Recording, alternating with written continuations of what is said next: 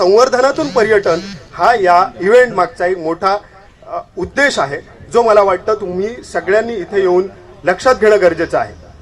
तुम्ही जर आज एका संवर्धनाच्या इव्हेंटसाठी आलात आणि तुम्ही थोड्या वेळाने जाताय कुठेतरी एखाद्या रिसॉर्टमध्ये जाऊन राहताय जे कोस्टल मँग्रोव्ज तोडून बांधलेलं आहे, तर तुम्हाला ह्या कार्यक्रमाचा उद्देश कळालेला नाही. तुम्हाला या जर कार्यक्रमाचा उद्देश समजलेला असेल तर तुम्ही कोकणात आल्याच्या नंतर काय बघायला पाहिजे, कोकणात कसं पर्यटन करायला पाहिजे याचाही विचार करायला लागाल. कारण आज वेंगुर्ल्याचं नाव फारसं नाही आहे, पण मालवण तारकर्लीचं नाव अगदी जगात गाजतंय. पण वेंगुर्ल्याचं नाव जगात जरी गाजलं नसलं तरी वेंगुर्ल्यासारखी जीवनशैली असलेलं पर्यटन आज जगात कुठेही नाही आहे. अगदी मी केरळपर्यंत फिरलोय, वेस्ट कोस्ट आणि ईस्ट कोस्टला पण गेलोय, पण जीवनशैली जी आहे म्हणजे कमर्शियली आपल्याला मुन्नारसारख्या ठिकाणी तुम्हाला हजारो एकर जंगल तोड करून तिकडे कॉफीचे प्लांटेशन्स लावलेत आणि आम्ही जाऊन वाव म्हणतो. पण ज्या ठिकाणी तुम्हाला नॅचरल बायोडायव्हर्सिटी आहे असे प्रदेश म्हणजे वेंगुर्ला, सावंतवाडी आणि तळकोकणाचा भाग आहे, ज्या ठिकाणी तुम्हाला एक रॉ ब्युटी बघायला मिळते, ज्या ठिकाणी तुम्हाला एक भव्यता नाही तर एका सिम्प्लिसिटीमध्ये तुम्हाला एक लक्झरी अनुभवायला मिळते.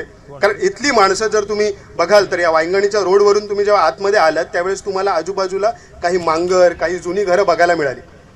तर या ठिकाणी जर अशा पद्धतीची घरं आहेत तर ह्याच घरांचा उपयोग करून आपण या ठिकाणी कसं पर्यटन करू शकतो ह्याचा स्थानिकांनी विचार करायला पाहिजे. पण तो स्थानिकांनी करण्याआधी इथे येणाऱ्या पर्यटकांनाही करणं गरजेचं आहे. कारण तुमची चॉईस ती आहे का? तुम्ही कोकणात आल्यानंतर काय प्रेफर करता आहात? तुम्ही शेणाने सारवलेल्या मातीच्या घरात जाणं प्रेफर करता का? त्याचं तुम्ही आर्किटेक्चर समजून घेण्याचा प्रयत्न करताय का? तुम्ही जर आमच्या कोस्ट लाईनला कुठचंही घर बघाल तर त्याचं जे प्रवेशद्वार आहे ते कधीही पश्चिमेला नसतं. कोकणातल्या घराची तोंडा पश्चिमेक किंवा दक्षिणेक नसतं. त्याचं कारण काय आहे? पण सगळे रिसॉर्टची तोंड पश्चिमेला आहे कारण त्यांना सी व्ह्यू पाहिजे. पण मग तुम्ही जॉग्राफिकली विचार केला तर आपण वेस्ट कोस्टला राहतो आणि आपल्या पूर्वेला सह्याद्री आहे आणि त्याच्यामुळे पश्चिमेला आपल्याकडे जास्त ऊन पडतं कारण इथे कोणतेही प्रोटेक्शन नाही आहे. त्यामुळे पूर्वेकडून आलेला जो सूर्य आहे तो फार फार तर 12 वाजेपर्यंत वर असतो आणि नंतर आलेला सूर्य 5 ते 6 वाजेपर्यंत उन्हाळ्यात तुम्हाला तीव्र उष्णता देणार आहे. त्याच्यापासून प्रोटेक्ट करण्यासाठी ही बाजूला भिंत असते आणि इथे प्रवेशद्वार असतं म्हणून घर दिवसभर थंड राहतं. ते फक्त मातीचं आहे म्हणून नाही, ते बांधण्यासाठी एक जॉग्राफिकली, इकॉलॉजिकली विचार केलेला आहे. तो विचार समजून घ्या आणि तो ह्या तुम्हाला घरांमध्ये बघायला मिळेल. कुठच्याही कोस्टलाईनला जावं तुम्ही, केरळमध्ये जरी गेलात तरी तुमच्या इथल्या स्थानिक मच्छीमारांचं, स्थानिक लोकांच्या घराचं तोंड बीचकडे कधीही नाही आहे, ते तोंड आहे पूर्वेकडे म्हणजे सह्याद्रीकडे. तर ह्या छोट्या छोट्या गोष्टी आहेत, याचं ऑब्झर्वेशन्स करायला पाहिजे कारण आपण सुशिक्षित माणसं आहोत. मी पुन्हा एकदा सांगतो, तुम्ही सुशिक्षित माणसं आहात.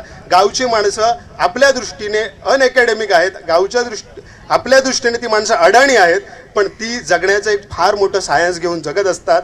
तर ते गावठी सायन्स काय आहे, त्याच्यामधली इकॉलॉजी काय आहे, त्याच्यामधलं जगण्याचा एक अनोखा पॅटर्न काय आहे तो समजून घेण्याची गरज आहे. म्हणजे मी जेव्हा सह्याद्रीच्या म्हणजे असं मी आत्ता रिसेंटली एक छान डॉक्युमेंटरी बघत होतो की तुम्ही जगात कुठेही फिरायला गेलात म्हणजे अगदी वेस्टर्न कंट्रीजमध्ये फिरायला गेलात तर अगदी ॲमेझॉन किंवा अगदी मादागास्करमध्ये जर गेलात तर तुम्हाला जंगलाच्या जंगलं दिसतील पण तिथे ह्युमन दिसणार नाही. पण माणसासोबत जंगलासोबत कॅमॉफ्लेज होऊन म्हणजे जंगलासोबत एकरूप होऊन जर कुठे माणूस जगत असेल तर तो सह्याद्रीत आणि कोकणात. कारण तुम्ही जर टॉप व्ह्यू बघितलात तर त्या मातीच्या घरांच्या कौलारू घरांमध्ये कोकणातला निसर्ग कशा पद्धतीने सामावून जातो. म्हणजे जर तुम्ही कोकणातलं घर बघायचं असेल तर ड्रोन उडवूनच बघायला लागतं कारण घराच्या समोर जाऊन सुद्धा ते घर तुम्हाला दिसत नाही कारण it is protected by the biodiversity, it is protected by the mountains, jungle, mangroves. म्हणजे ही अशा म्हणजे मी वेंगुर्ल्याच्या कोस्ट लाईनला तौते वादळाच्या वेळी 6 दिवस राहायला होतो एका मच्छीमार कम्युनिटीच्या घरामध्ये. अक्षरशः त्या तौते वादळाचा स्पीड नॉर्थ गोव्यापासून मालवणपर्यंत सगळ्यात जास्त होता पण त्या वादळाचा अजिबात फटका त्या मातीच्या घराला बसला नाही. 200-300 वर्षामध्ये किती कोकणामध्ये सायक्लॉन्स येऊन गेले, तुमची कॉन्क्रीटच्या बिल्डिंग्स पडल्या असतील पण मातीची घरं पडली नाही कारण ती इकॉलॉजिकली विचार करून त्याच्या आजूबाजूची बायोडायव्हर्सिटी जपून बांधली गेली होती.